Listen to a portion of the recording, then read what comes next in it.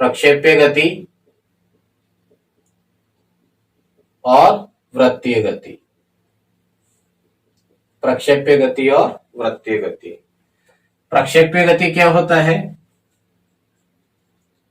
प्रक्षेप्य गति, projection motion, जब किसी ऑब्जेक्ट को हॉरिजेंटल के अकॉर्डिंग फेंका जाता है या क्षैतिज के अकॉर्डिंग किसी वस्तु को फेंका जाता है, तो जो उसका मोशन होता है वो मोशन किस तरह का होता है? इस तरीके से वो अधिकतम ऊंचाई तक जाएगा, पहले ऊपर की साइड अधिकतम ऊंचाई पर जाके फिर नीचे की साइड वापस आ जाएगा। तो ये जो गति होगी इसमें क्या होगा? ऑब्जेक्ट को किस तरह फेंका जाता है? किसी एंगल पर। ये थीटा कोण से एक ऑब्जेक्ट को फेंक रहे हैं, उसका वेग क्या है? u। ये अधिकतम कितनी दूरी पर जाकर गिरेगा, अधिकतम कितनी दूरी पर जाके गिरेगा, इसे क्या बोलते हैं? परास, रेंज, किससे डिनोट कर लेंगे? r से। और अधिकतम कितनी ऊंचाई तक जाएगा, उसके बाद वो नीचे की साइड आना स्टार्ट कर देता है। तो अधिकतम कितनी ऊंचाई पर जाएगा, किससे डिनोट कर लेंगे? h से। ये ऑब्जेक्ट यहां से स्टार्ट हुआ और यहां पर आकर टकराया, तो इस बीच इसने जो पथ ट्रेवल किया उस पथ में कितना उसको टाइम लगा, वो टाइम क्या कहलाता है? उड्डयन काल। वो टाइम क्या कहलाएगा? उड्डयन काल या फ्लाइट टाइम।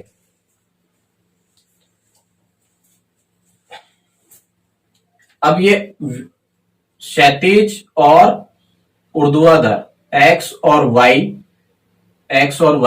दोनों xy प्लान में ये ऑब्जेक्ट गति कर रहा है और इसका वेग क्या है? u वेग से थीटा कोण पर ये गति कर रहा है। जब हम गति पढ़ते हैं तो गति की समीकरण हम लीनियर इक्वेशन के रूप में लगाते हैं। अब लीनियर इक्वेशन के रूप में लगाते हैं मतलब रेखीय गति अपन देखते हैं। क्या देखते हैं? रेखीय गति। तो यहां इसकी प्लान गति है, तो यह प्लान गति दो रेखीय गति से मिली है। इसकी गति x में भी हो रही है, y में भी हो रही है, तो इस इक्वेशन को अपन x और y दोनों में बनाते हैं। तो y के क्या कर लें? u के क्या कर लेंगे? हम घटक बनाएंगे। तो घटक बनाएंगे तो जिसके साथ थीटा है वो क्या हो जाएगा? u cos थीटा, और जिसके साथ थीटा नहीं है वो क्या हो जाएगा? u sin theta. क्या मतलब है इसका? कि ये जो ऑब्जेक्ट है इस तरह से गति कर रहा था, अगर इसकी सिर्फ x में गति देखें तो वो u cos थीटा वेग से गति कर रहा है, और अगर इसका y में वेग देखें, y एक्सिस में वेग देखें तो वो u sin थीटा वेग से गति कर रहा है। परास क्या होगा? u square sine 2 theta upon g। Maximum height क्या होगा? h। मैक्सिमम हाइट क्या हो जाएगा इसका? u square sine square theta upon 2g। और उड्डयन काल, फ्लाइट टाइम क्या हो जाएगा? u sine theta upon g। u sine theta upon g। अब क्वेश्चन किस तरह से पूछा जाता है? किस कोण के लिए वस्तु अधिकतम दूरी तक जाएगी, यानी उसका रेंज क्या होगा? मैक्सिमम। किस कोण के लिए? तो किस कोण पर वस्तु को फेंका जाए? तो मैक्सिमम, r का मान मैक्सिमम हो, अधिकतम हो, ऐसा कब होगा? u square sine 2 theta upon g। यहां जो इसका मान है वो क्या हो सकता है? मैक्सिमम। साइन में मैक्सिमम मान कितना हो सकता है? 1। तो साइन का मैक्सिमम मान कितना हो सकता है? 1। और 1 कब होता है? साइन 90 पर। Two theta equal to 90 degree, theta equal to कितना हो जाएगा 45 डिग्री, यानी 45 डिग्री के एंगल पर 45 डिग्री के एंगल पर जो परास होगा वो क्या होगा अधिकतम, 45 डिग्री के एंगल पर परास अधिकतम होगी। हाइट मैक्सिमम कब होगी, किस एंगल पे मैक्सिमम होगी, तो यहां जो साइन स्क्वायर थीटा जो है, साइन स्क्वायर थीटा, इसका वैल्यू क्या होना चाहिए, इसका वैल्यू क्या होना चाहिए मैक्सिमम, मैक्सिमम कितना 1, तो मैक्सिमम 1 कब होगा, जब साइन थीटा इक्वल टू 1, और साइन थीटा 1 कब होता है, साइन 90 पर, कब होता है साइन 90 पर, तो थीटा की वैल्यू क्या आएगी 90 डिग्री। यानी हाइट मैक्सिमम कब होगी, हाइट मैक्सिमम कब होगी, जब थीटा क्या हो 90 डिग्री, जब थीटा क्या हो 90 डिग्री। इसी तरीके से उड़ीयन काल सर्वाधिक कब होगा, उड़ीयन काल सर्वाधिक कब होगा, साइन थीटा का वैल्यू क्या होना चाहिए 1, साइन थीटा का वैल्यू क्या होना चाहिए 1, थीटा का वैल्यू क्या हो जाएगा 90 डिग्री, यानी 90 डिग्री के कोण पर जो टी होगा वो मैक्सिमम होगा, 90 डिग्री के कोण पर टी होगा वो मैक्सिमम होगा। तो ये क्वेश्चन सीधे सीधे पूछे जाते हैं। अगला देखते हैं अपन वृत्तीय गति। वृत्तीय गति, वृत्तीय गति क्या होगी, एक बिंदु से एक निश्चित दूरी, एक बिंदु से एक निश्चित दूरी बिना चेंज किए हुए जो बिंदु पथ बनेगा, उस बिंदु पथ पर जो गति होगी वो गति क्या कहलाएगी, वृत्तीय गति।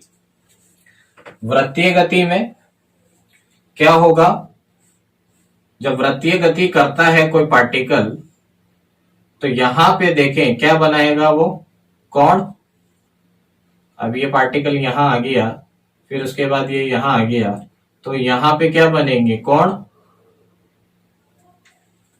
तो इस बिंदु के सापेक्ष हम देखें तो जो ये मोशन हो रहा है इसमें क्या चेंजेस आ रहा है कोण का, और ये एक चक्कर पर 360 डिग्री का कोण बनाता है।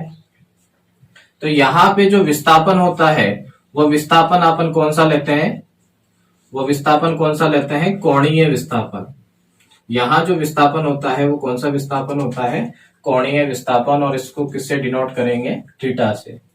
जो वेग होगा, जो वेग होगा वो कौन सा वेग होगा, कोणीय वेग। जो वेग होगा वो कौन सा वेग होगा, कोणीय वेग, और इसको किससे डिनोट करेंगे, ओमेगा से। इसको किससे डिनोट करेंगे, ओमेगा से। और जो त्वरण होगा वो त्वरण भी कौन सा होगा, कोणीय त्वरण, इसको किससे डिनोट करेंगे, अल्फा से।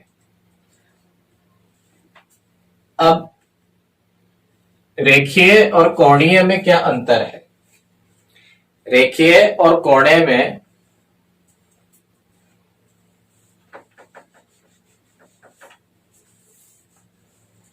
रेखीय और कोणीय विस्थापन में क्या संबंध है। ये जो विस्थापन है यहां से यहां तक का S, ये कौन सा विस्थापन है, रेखीय विस्थापन। कौन सा विस्थापन होगा, रेखीय विस्थापन। ये क्या है, R त्रिज्या, और जो ये विस्थापन है वो कौन सा विस्थापन होगा, कोणीय विस्थापन। तो रेखीय विस्थापन कोणीय विस्थापन में क्या संबंध है। अब कोण बराबर क्या होता है, कोण बराबर क्या होता है, चाप बटा त्रिज्या। कोण बराबर क्या होता है, चाप बटा त्रिज्या। तो कोण कितना है, थीटा। चाप क्या है यहां पर, रेखीय विस्थापन, और त्रिज्या कितनी है, R। तो S इक्वल टू क्या हो जाएगा, R theta. S equal to क्या हो जाएगा, R थीटा। यानी कोणीय विस्थापन को अगर त्रिज्या से मल्टीप्लाई करें तो रेखीय विस्थापन आ जाएगा। कोणीय विस्थापन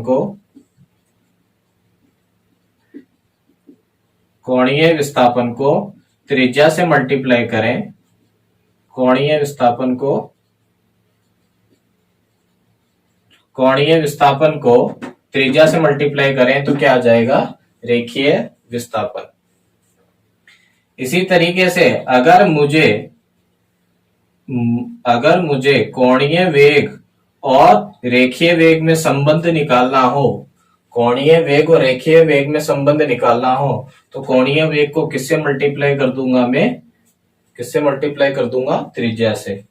इसी तरीके से कोणीय विस्थापन और रेखीय विस्थापन में संबंध निकालना हो तो इसको किससे मल्टीप्लाई कर दूंगा, त्रिज्या से। तो कोणीय जो कंपोनेंट है इसको अगर आप त्रिज्या से मल्टीप्लाई करते हैं तो ये रेखीय विस्थापन, रेखीय त्वरण और रेखीय वेग बताएगा। कोणीय के लिए गति की समीकरण क्या बनेगी, कोणीय के लिए गति की समीकरण क्या बनेगी, रेखीय में क्या समीकरण होती थी, v बराबर u प्लस AT, s बराबर ut प्लस हाफ, s बराबर ut plus half AT square, और v स्क्वायर बराबर u स्क्वायर प्लस 2as। ये कौन सी थी, रेखीय। ये कौन सी थी, रेखीय। कोणीय की कैसी होगी, omega equal to omega naught. Omega naught क्या हो जाएगा, प्रारंभिक। ओमेगा नॉट को क्या ले लेंगे अपन, प्रारंभिक कोणीय वेग, कोणीय वेग। ओमेगा क्या हो जाएगा, अंतिम कोणीय वेग। Omega equal to omega naught plus alpha T. यहां क्या हो जाएगा, एस कोणीय विस्थापन क्या होता है, थीटा।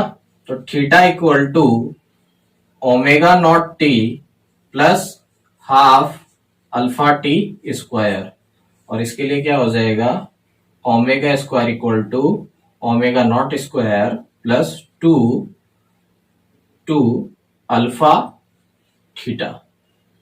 ये गति की समीकरण कोणीय रूप में इस प्रकार लिखते हैं। तो यह था समतल गति और वृत्तीय गति